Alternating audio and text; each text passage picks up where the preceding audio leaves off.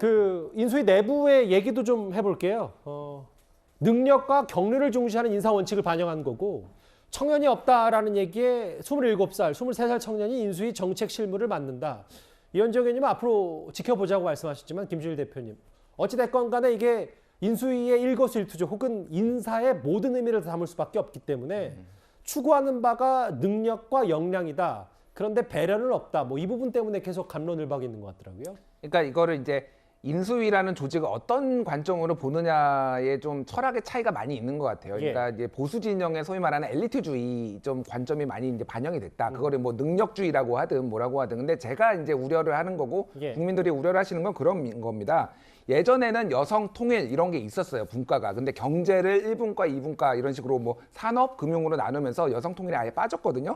그리고 저 안에도 교육 전문가 없고요. 부동산 전문가 없고요. 기후위기 전문가가 없습니다. 이게 굉장히 중요한 국가 아젠다예요. 근데 이런 부분들이 빠진 게 오히려 저는 뭐 서울대 출신이 많은 거는 과거 인수위에도 비슷했거든요. 뭐 대한민국이 원래 서울대 출신이 요직에 있는 건 당연한 거니까 그런 거보다도 오히려 기후위기 이거 어떻게 할 겁니까? 국제조정 내년부터 탄소 국경조정세 유럽에서 지금 바로 시행되거든요. 시범 환경 문제 말씀하시는 예, 환경 문제. 그러니까 탄소를 어느 정도 제품이 이상으로 하면 그거 이제 일종의 관세 매기겠다는 제도가 시범 운영이 바로 내년부터 돼요. 이런 것들을 어떻게 할 것인지가 지금 국가 경제를 살리는데 굉장히 중요한 문제인데 이게 다 빠져 있다. 이게 이제 우려되는 거죠. 그러니까 다양성이라는 게 다른 게 아니라 국가 경쟁력을 곧 의미하는 거. 이런 부분에 있어서 다양성이 중요하다는 겁니다. 예.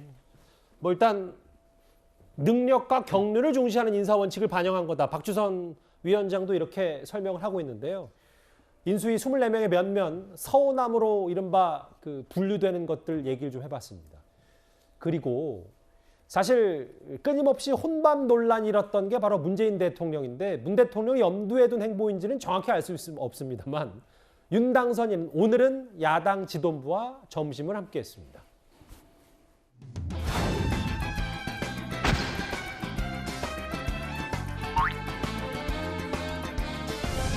저도 연희 공부 할 때는 친구들하고 여기서 약속을 많이 했어요. 아, 여기.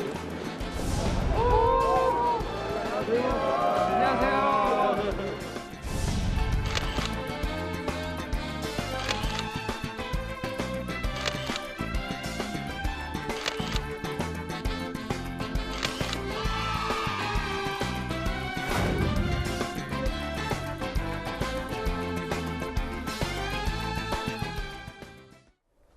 이 화면 쭉 모으니까 제가 좀 배고프네요. 김근식 교수님.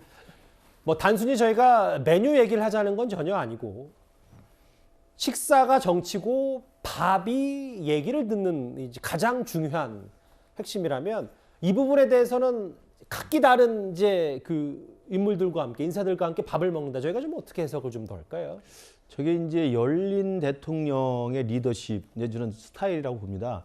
지금 논란이 되고 있는 청와대를 빠져나와서 대통령 집무실을 국민의 품속에 들어가겠다라고 이야기하는 것도 어느 장소로 가느냐 가지고 뭐 약간의 좀 불필요한 논란이 되고 있습니다만 가장 중요한 건 바로 저런 모습의 기본 취지라고 생각을 합니다.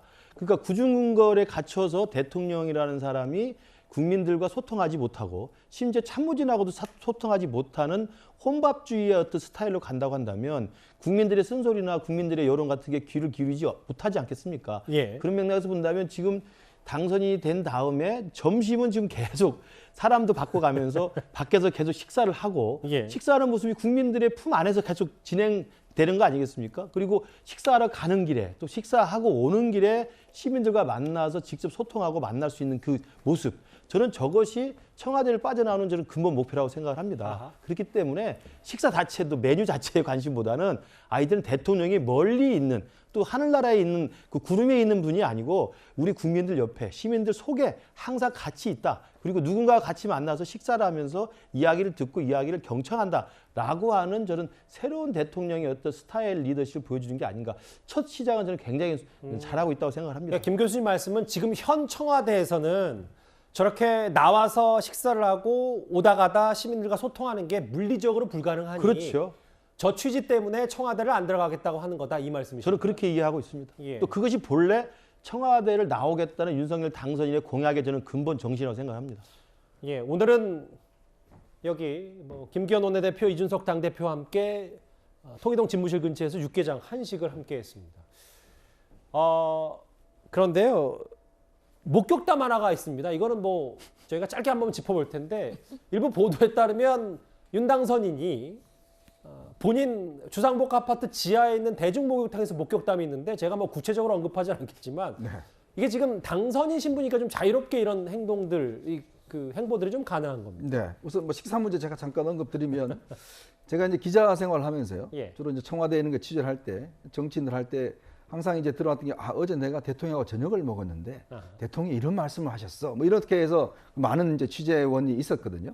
근데 참 특징적인 게 문재인 정부 들어서는 그런 분들이 거의 못 봤습니다. 그러니까 그러다 보니까 과연 대통령이 그럼 저녁에 누구하고 식사를 하시나?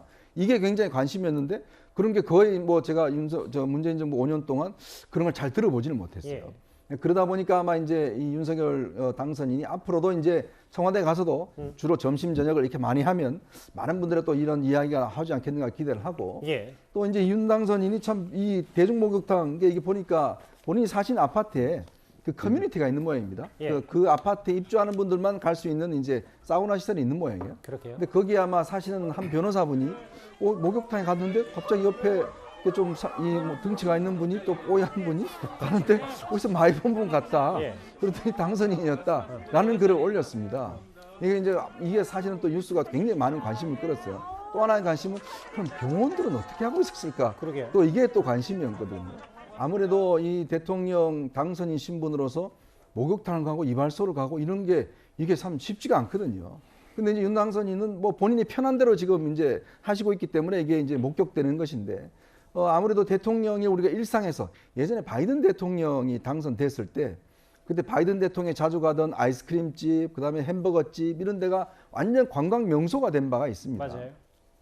지금도 마찬가지로 윤석열 당선인이 자주 갔던 집을 아예 맛집 지도를 만들어 달라 뭐 이런 분도 계세요. 그러니까 이게 사실은 국민들이 딱딱한 뉴스보다는 이런 데 또 뉴스에 관심이 많거든요.